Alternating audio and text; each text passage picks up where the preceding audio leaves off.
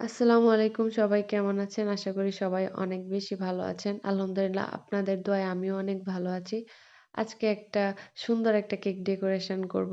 তাই আপনাদের সাথে শেয়ার করা। ভিডিওটা অনেকদিন আগে করা, তবুও এডিট করার জন্য আপলোড করা হয় নাই।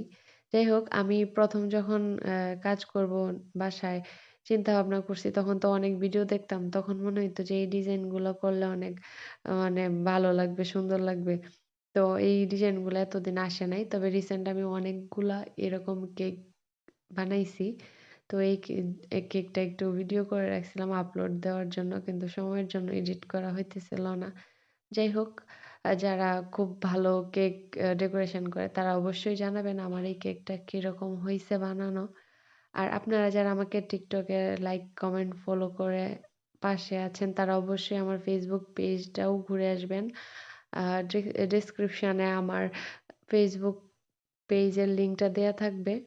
আপনাদের আমার পেজে ঘুরে আসার দাওয়াত রইলো। আর আপনারা যারা ছোট ইউজার আমার মতো তারা অবশ্যই আমাকে সাপোর্ট করবেন। আমিও যতটুকু পারি আপনাদের সাপোর্ট করব। আর এই তো কেকটা ডেকোরেশন, এটা একটা স্টিকার। এটা এডিবল না। এটা খাওয়া যাবে না। আর এই যে ফন্ডেন্ট দিয়ে যে কাজগুলো করতেছি, লাভ শেপ গুলা, এগুলা মানে ফন্ডেন্ট এর কাজ, এগুলা খাওয়া যাবে। অনেকে জিজ্ঞেস করে যে এগুলা কি খাওয়া যাবে নাকি?